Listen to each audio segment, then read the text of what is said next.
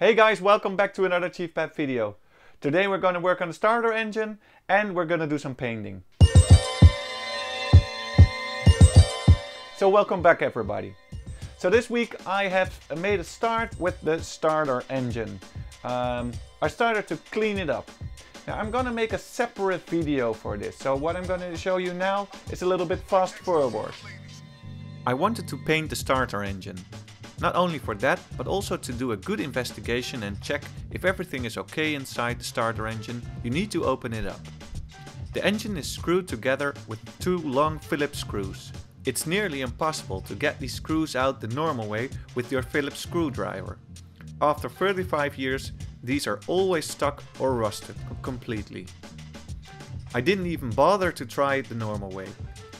I always use a chisel to open screws I can't get out. For me, it's a proven concept which never lets me down. If I already know a screw, like in this case, is stuck, I like to leave the screw as good as possible, so after a few taps I can still use the screwdriver.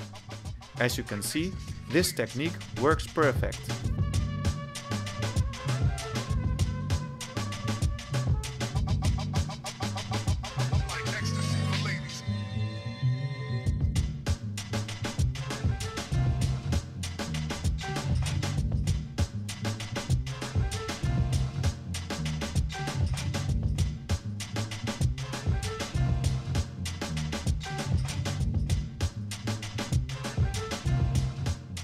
When you take off the back cap of the starter engine, you find the carbon brushes which press on the rotor. This all has to make good contact.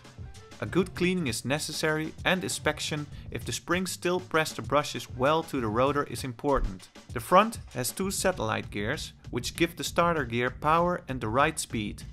Make sure that these are in good shape and in proper grease. I clean the rotor and brushes with contact spray and a brush. I clean the sluts of the rotor with toothpicks.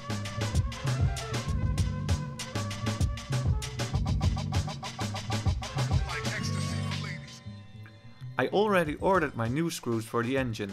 Of course, these aren't Phillips screws, but good quality Allen socket bolts. These never give me trouble. So now that I have the starter engine kind of open in three parts, it's easy for me to paint it.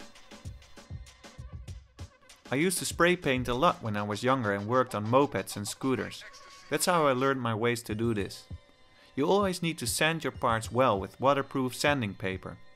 Next to that, I wanted to make sure everything is grease-free. Therefore I used turpentine. A grit of 400 or 800 will do the job for these parts.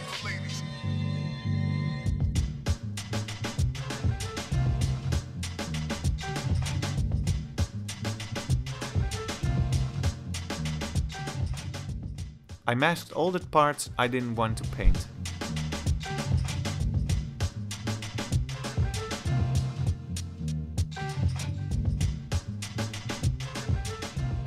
The nicest and easiest way is to hang up your parts when you spray paint your parts.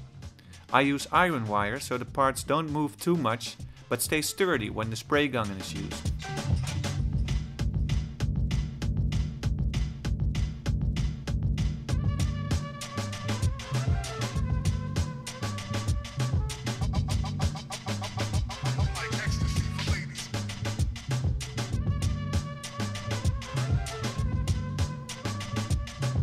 Now there's something stupid. The thing is, I bought this paint, which is heat resistant, and I thought, hey, that's a great color, because I've got this lid, and I took this lid to the shop, and I found out that's a really good color that will match.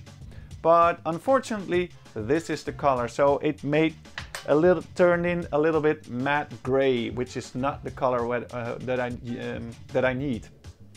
It's not a big problem. I see this as a base coat now, and now I have to find myself a color like this lid and paint the starter engine. This is unfortunate. Why? Because I'm gonna lose some time now, because I really wanted to have this starter engine finished so I can put it in the engine and then I can finish the starter part, or the left side. Is that the left side? Yes, that's the left side. So I can finish the left side of the engine. And since I also want to make a separate construction video of the starter mechanism of the XV Virago. So what I'm gonna do is the video that you just saw in fast forward. I want to make that in a really normal slow tempo or the normal tempo. So everybody that has problems with the starter engine can follow the instructions how to rebuild your starter engine and how to really make the starter mechanism right. So now that I couldn't finish the starter engine, unfortunately, I cannot rebuild the engine yet. So I have to find myself the good color as soon as possible. Now the other thing that I did was paint the cylinders. This was kind of scary because I wanted to make sure that I wanted to do this black finish on the cylinders.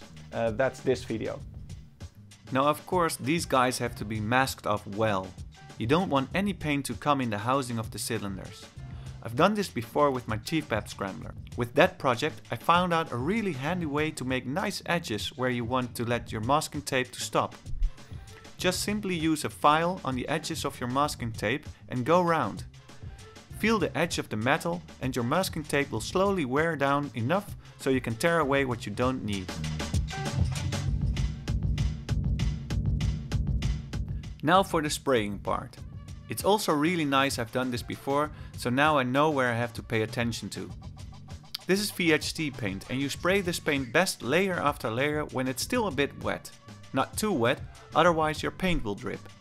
The black paint even goes on a still wet base coat. The most important thing is that you constantly turn around your cylinders so you spray from the top and the bottom. Otherwise your cooling ribs won't be painted even. Furthermore, you need to spray deep inside and between the ribs. If somebody sits on his knees next to the engine, you don't want any unsprayed parts or find a thin layer of paint somewhere. I make good use of a lot of kitchen stuff, as you can see.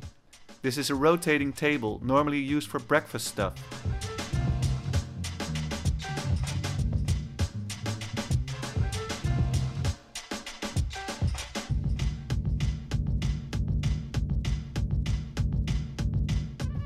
Normally you wait with taking off masking tape till your paint is completely dry. But this heat resistant paint needs to dry for an hour in an oven at 90 degrees Celsius. Guess what I use for that? That's right, again kitchen stuff. What do you think of the result?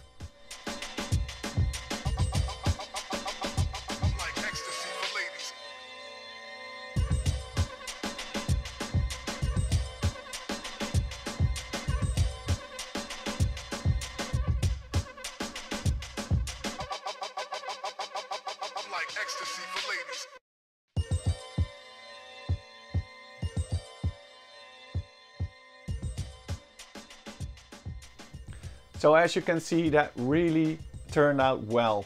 And I'm really confident that this combination will be great.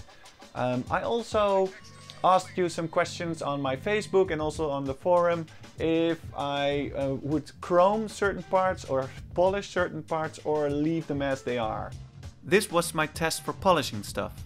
If you really want a good result, you have to take a lot of time. You need to sand your parts with several grits before you start polishing.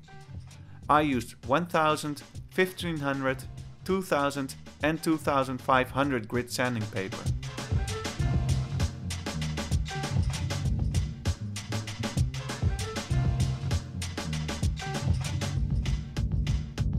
I have to be honest, if I would have done this more serious, the result would be way better.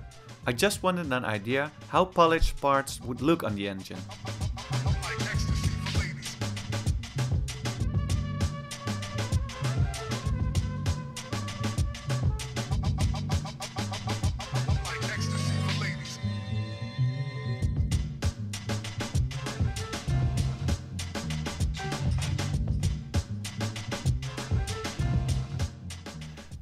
Now I had quite some reactions and quite some comments, and I think I'm definitely sure that I'm gonna leave it as it is.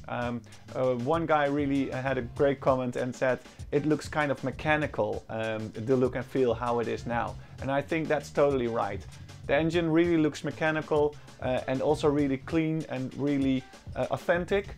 And I'm gonna leave it as it is like that. Now the base of the cylinders that I did in gloss black, that's the only thing I'm gonna change, and I already changed that. And I think this complete set will look great in that way.